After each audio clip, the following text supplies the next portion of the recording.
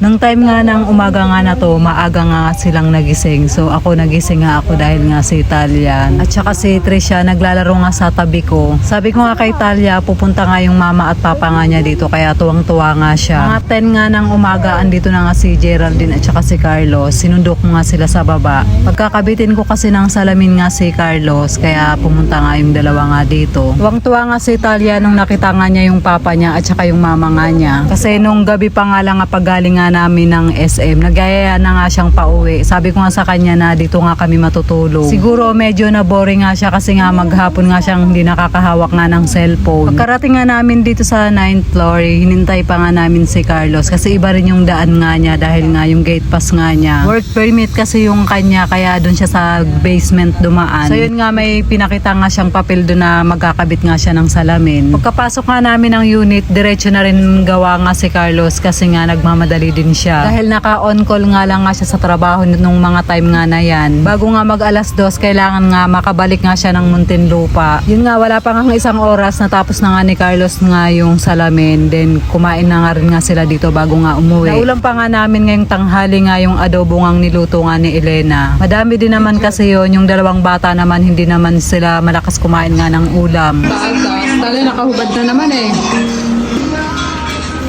Ang dalawa. Bye-bye, uwi na sila.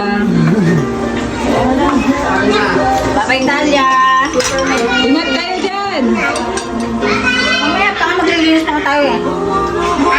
So yun, after nga namin kumain nga ng tanghalian, nagpahinga lang din kami ng kaunti kasi nga ipafinalize na rin namin yung linis nga dito sa unit para nga makapagsimula na kami. Una nga yung gumawa nga dito sa may bed, then si Elena naman dun sa kusina at saka sa bathroom. Pati din sa balcony ako na rin yung gumawa. So sa pag-aayos nga hindi rin naman kami nagtagal kasi nga halos na tapos na rin naman namin yung iba nung mga nakaraang araw. Bali yung salamin na lang talaga yung inaantay nga namin na maikabit para nga picturean ko na nga siya isa-isa. Kasi syempre, yun din yung gagamitin nga namin na pang-promote o pang-alok sa mga magiging client nga namin or guest. So dito nga, madami din talaga akong take ng mga video, ng mga pictures para nga pag nag-edit nga ako, marami nga akong pagpipilian. Dito nga sa may bed, pabalik-balik din nga ako dito kasi nga gusto kong itry yung patay yung ilaw o kaya yung naka-open yung ilaw.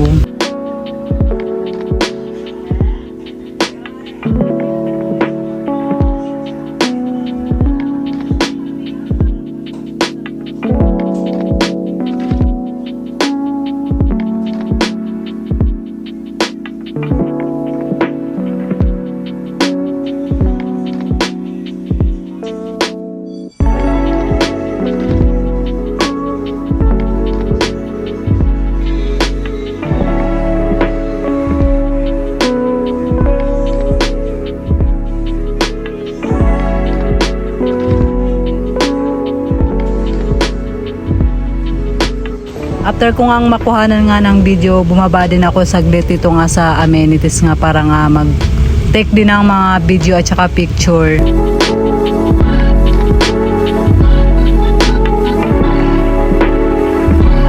Wala ngang masyadong naliligo ng time nga na to kaya tahimik din at saka nakakuha talaga ako ng mga video na walang masyadong tao. So yun nga, napakaganda nga ng amenities nga ng shed. Kung ayaw mo ngang maligo at gusto mo nga lang nga mag-standby nga dito, meron nga silang mga shed na pwede ngang upuan. And dito nga sa lobby nakapag-video din ako ng kaunti.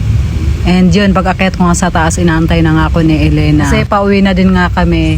So ito nga, tong unit nga na to, pwede na nga siyang ipa-Airbnb. And yun, pag uwi ko nga ng bahay, i-edit ko na yung mga dapat i-edit para nga makapagsimula na nga kami. So yun na guys, hanggang dito na lang po yung ating video for today. Maraming salamat po sa inyong panonood. Mag-iingat po kayo palagi. God bless and babush!